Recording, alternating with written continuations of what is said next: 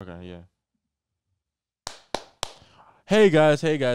Welcome back to Between the Green here on Shameless Plug. This is the sports show on Shameless Plug. Real quick, before I get started, I do want to say I started YouTube for Between the Green. I'll make sure we link it below. I'll post snippets from here, some clips. I'll do some other maybe audio only stuff.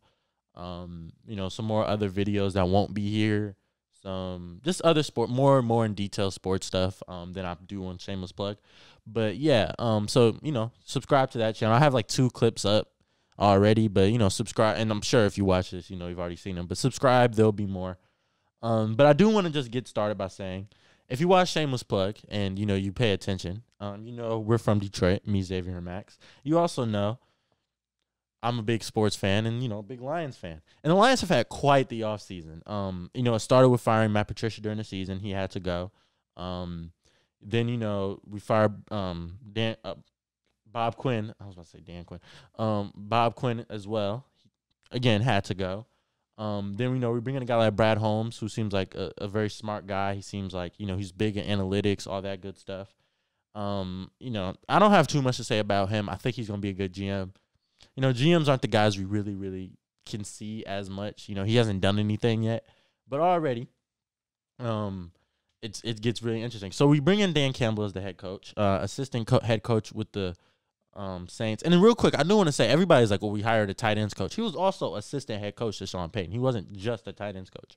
I feel like a lot of people need to understand that. But as well as the tight end front, I think T.J. Hockenson, who was a Pro Bowler this year, I think he'll elevate himself to that top. I mean, I don't know. He's up there. He's not up there with Kelsey and Kittle, and I think Darren Waller's better too. He's like right below those guys. I think he can enter himself closer to that convo. I mean, Kelsey and Kittle are so good. If he can even get close to that. But I think he'll be consistent, 1,000-yard tight end, top 5 tight end for the next, 15 years or whatever. So I think, Campbell's going to do well with that. But Campbell, as most of you know, had a pretty good I don't even know, introductory press conference, I guess it's called. And comparing it to Patricia's, you understand why Patricia didn't work. I'm not saying Campbell will work, but their mindsets are different, and if they fail, it'll be for different reasons. So obviously Campbell's not an X's and O's guy. He did address that. But the one thing that everyone is getting remembering is he kind of comes off as a quote-unquote meathead. He was, we're going to bite their kneecaps off. He's yelling about, we're going to play physical. We're going to do this. We're going to do that. All this aggressive coach rah, rah, rah, which if you've played football before, which I haven't forever, but if you've played football before, you've heard coaches say that stuff in the locker room. He just said it in the press conference, which, it rubbed a lot of media members not from here the wrong way, but his message was for the players. It was for the fans of Detroit. So who gives a shit what they think, basically. So yeah, everybody's like, oh, he's, what is he doing? He's embarrassing himself. This is as bad as when Adam Gase was obviously on cocaine for his. I strongly disagree. I think Campbell, he actually said some stuff. He talked about matchups. He talked about bringing in a staff, and I think he's done a good job with the staff. I'll get that to him, and I'll get to that in a minute. But, he talks about matchups. If they have a weak corner, they'll find a way to get, their best receiver, whether it's Galladay or somebody they draft. They'll get them matched up with them if they have, any advantage, that's something big to him. And it doesn't seem like Patricia really did that on the defensive end.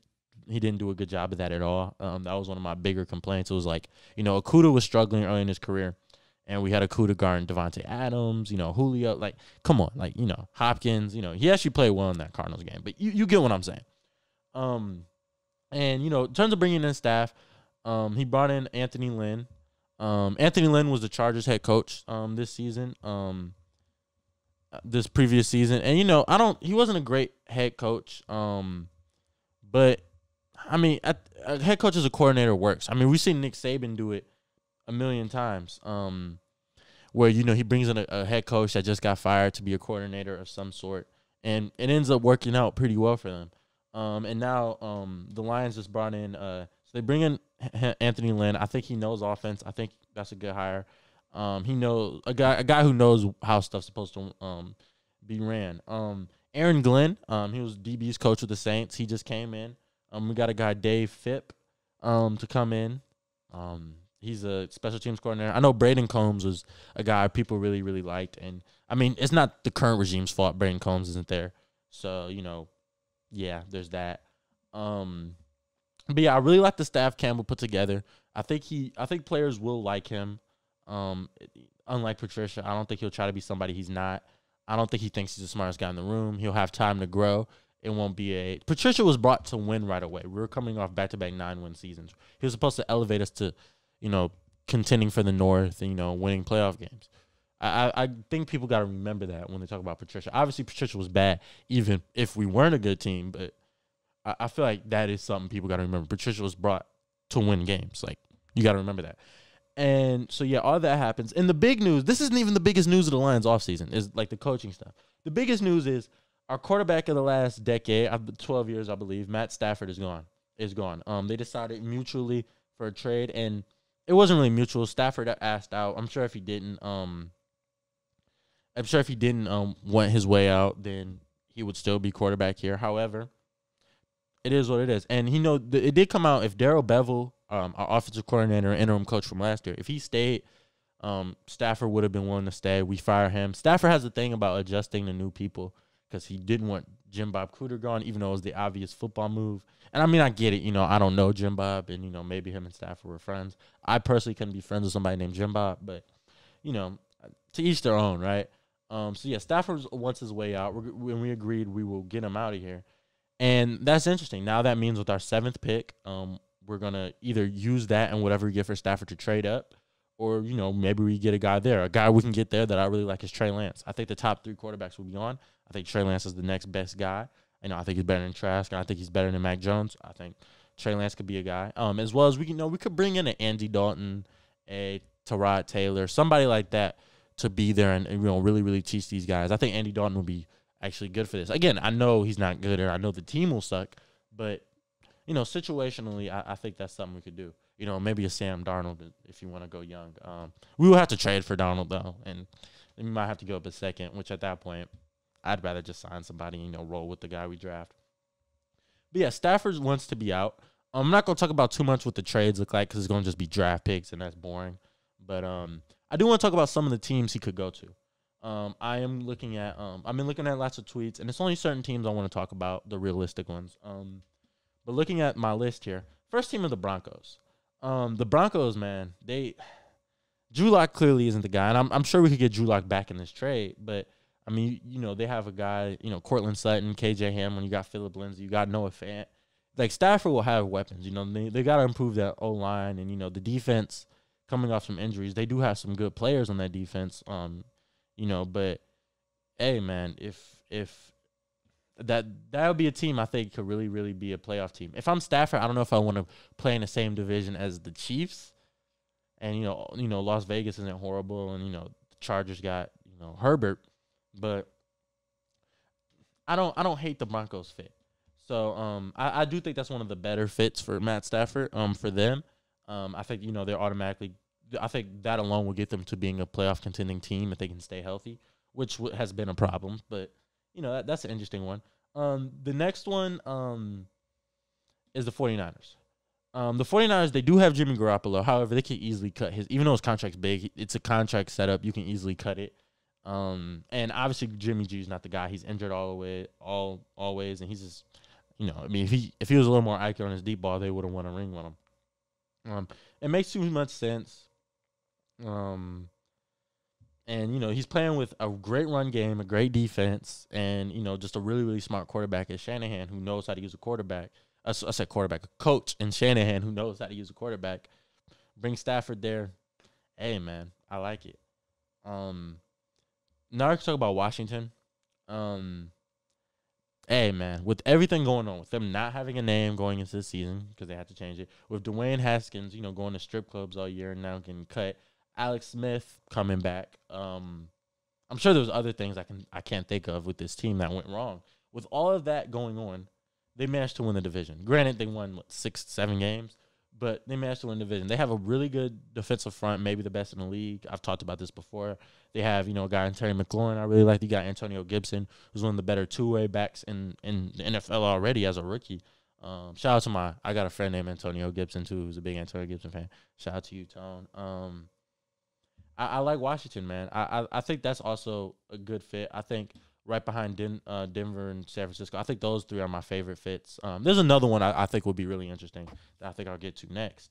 But Washington isn't a great franchise. Obviously, they have their issues, with Snyder, the owner, and everything. But again, I'm not completely mad at that one either. If Stafford was to go there, I mean, I guess it doesn't really matter where he wants to go. But if they want to trade Stafford there, I think that one could work.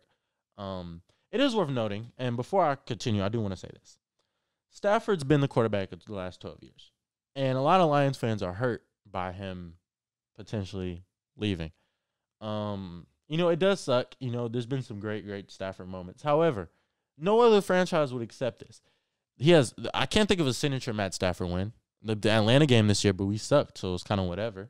The Browns game when he started shoulder. Yeah, we won like 2 games that year though. So you get what I'm saying. He didn't have that game when he goes in a Lambeau and just upsets them. And in the big wins he did have came in bad seasons. It felt like. But in his time here, 0 signature wins that will really stand out. Signature moments, sure. Signature wins, 0 MVPs, 1 Pro Bowl, 3 playoff appearances, 0 playoff wins.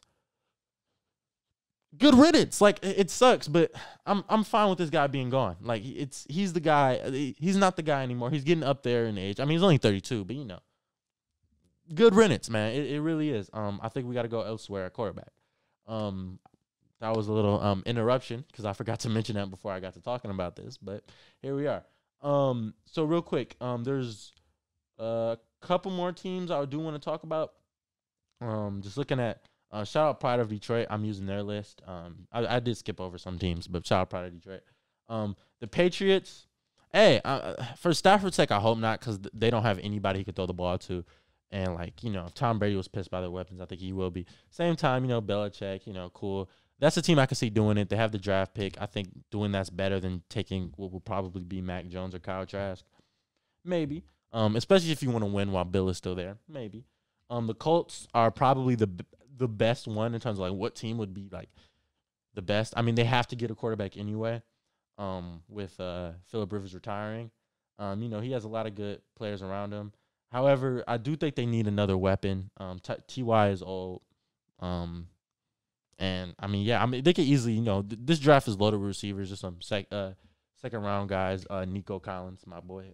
There's you could really take a receiver. You got a great line. You got Jonathan Taylor. You got a great defense. This Colts team though is just a playoff team. They'd be probably a top 5 Super Bowl favorite with Stafford. Looking at their list, Saints no. Cowboys is interesting if they just don't want to pay Dak. Then maybe Stafford's the backup, but. I don't know. I'd rather just keep Dak and the pick. Whereas if you trade for Stafford, you got to trade a pick and, you let go of Dak. I'd rather just keep Dak and then, draft somebody on defense or something. Panthers, no. I think that's really it. I guess we could talk about the Texans as an interesting one. With the Texans, the Deshaun Watson thing is interesting. He wants out.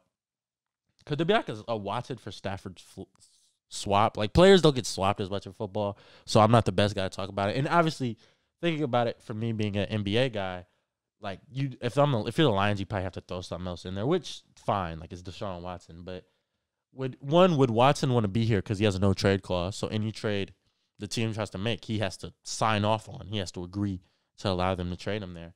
So I guess that's strike one, and strike two.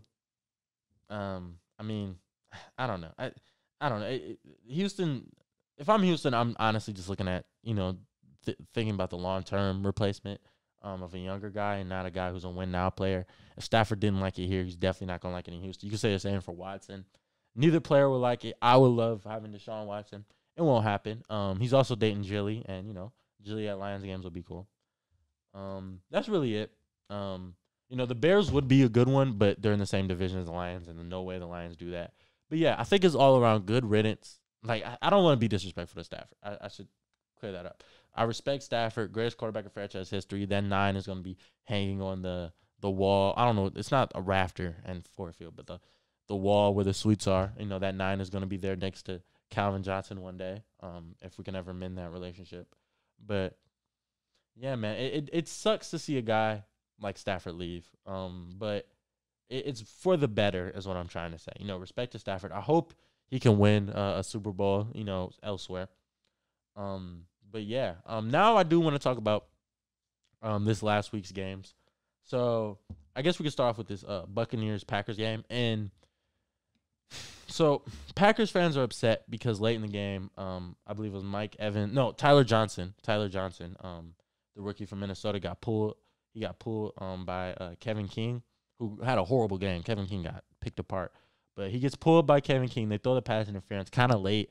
One, it was obviously a pass interference. I get it. Whenever they throw it late in that situation, it sucks. But one, there's that. Two, the Packers, you had so many opportunities to win the game. It's similar to 2 years ago when the Lions lost on a Monday Night Football game in Green Bay when we just got screwed by the refs. Very similar. Where they're like, "Oh, you guys kept taking field goals instead of touchdowns." Sure. However, in this situation, I mean, you guys had a chance to go. I was just telling Xavier, they had a chance to go for it inside the 10 on 4th down, like 2 minutes left, and you didn't. You obviously you needed 8 points. That's to me is an obvious go for it situation. You have Aaron Rodgers. Even if you don't get it, they're pinned back. So if you get the ball back, you're in pretty good field position. Assuming you just get them to a 3 and out. And yeah, I don't love the call by Matt LaFleur. And actually, if they had won, I was going to talk about how underrated Matt LaFleur is as a coach. He's still an underrated coach. Nobody gives him credit. It's all to Aaron Rodgers, whatever. Aaron Rodgers did also say his future with the team is weird, but then he came out and said, he's going to be there next year. So I don't know what to believe, but good side note. But yeah, the Packers, you have every reason to win this game. Brady threw 3 interceptions, which he can't do against Kansas City. I'll get to that in a minute. But yeah, Brady threw 3 interceptions. Got to be better time.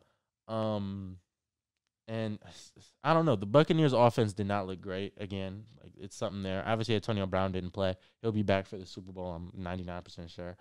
But yeah, the Packers, they choked this game away, man. This is such a winnable game for the Packers. They should have won it. Slow start. Also, the Scotty Miller touchdown with a second left in the half. You got to know the situation better than that. You're playing man coverage up tight on a speedy guy like Miller, and a situation where they're going to throw the ball deep. Bad situational football by the Packers. Which I'm talking myself out of saying Matt LaFleur is good. So that's fun. Bad situational football by Green Bay.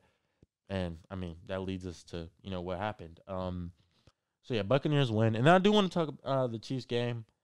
Bills did not look good. They looked out of rhythm.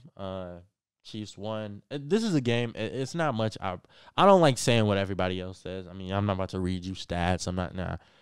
Patrick Mahomes was brilliant. Another great performance from him. Buffalo, it was just some bad mistakes.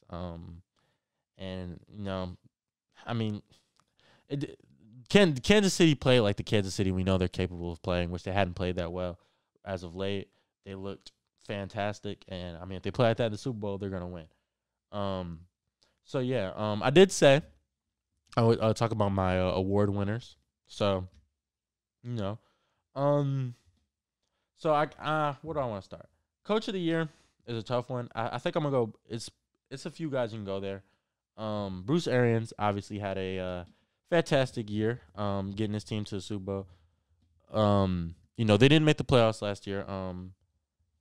But shout out Bruce Arians. Shout out Matt LaFleur.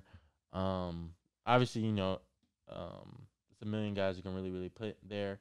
My pick for the award is between Kevin Stefanski and Ron Rivera.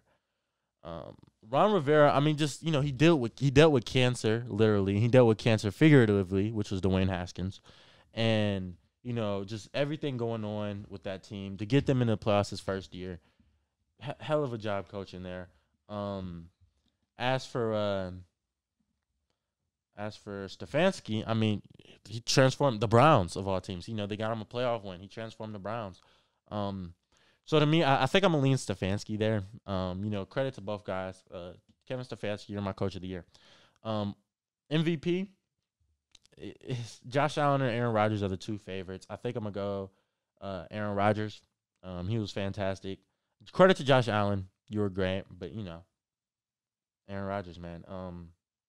Just really maybe the best year of his career this late. You know, a lot of people were doubting him, saying, you know, maybe he's washed, maybe yada yada yada. I may or may not have been one of those people, but Aaron Rodgers, you got it. It's you. Defensive Player of the Year. It's got to be Aaron Donald, man. To you know put up the numbers he puts up at the tackle position, up the middle is insane. It's tough. If you do that off the edge, you're still a Hall of Famer. But to do it from the D tackle position, like he's maybe the best defensive tackle of all time. Shout out Aaron Donald. T.J. Watt is another guy who could be in that conversation, as well as Xavier Howard. He was probably the best DB this year. Also, shout out Brian Flores. They're a really good team. I didn't write Brian Flores, but I just thought about that. Shout out Brian Flores, man. I didn't even consider him. And comeback player of the year, without a doubt, without a doubt in my mind, is Alex Smith. Alex Smith, just to almost lose your life from a leg injury, from infection or whatever, and then to go out there and have the season you had is unbelievable. Shout out Alex Smith. Hell of a season. And yeah. Super Bowl's coming up. I'm going to wait to do my Super Bowl predictions. I'm edging you guys. There's some NBA stuff going on, of course, but I'll get to that later. Real quick, there was a report that LaMelo Ball could he could be out of Charlotte after his rookie contract is up, according to Jermaine Johnson or whatever his name is, the trainer. Yeah, no, come on. Like, maybe he will, but that's a long way from now. I don't really want to talk about that. But yeah, I do have a lot of NBA stuff planned for my own YouTube to talk about. But yeah, I really just want to talk about what it's like for the Lions right now and everything. All in all, I like the Dan Campbell hire. The media has to chill out. The guy knows football. He actually talked about football. He didn't just talk about, beating the shit out of people. He had that strategy too. Biting off kneecaps all year now, baby. I like what the Lions are doing. Stafford, I don't mind the trade. I think my final prediction for that is we trade up, take Fields or Wilson, but we'll have to see. And yeah, next week you'll get my Super Bowl prediction. Follow me on the Instagram, subscribe to my YouTube, subscribe to Shameless Plug, follow Shameless Plug, follow all of our individuals, me, Xavier, and Max. Don't follow Xavier's. But yeah, you guys have a wonderful week. Peace out.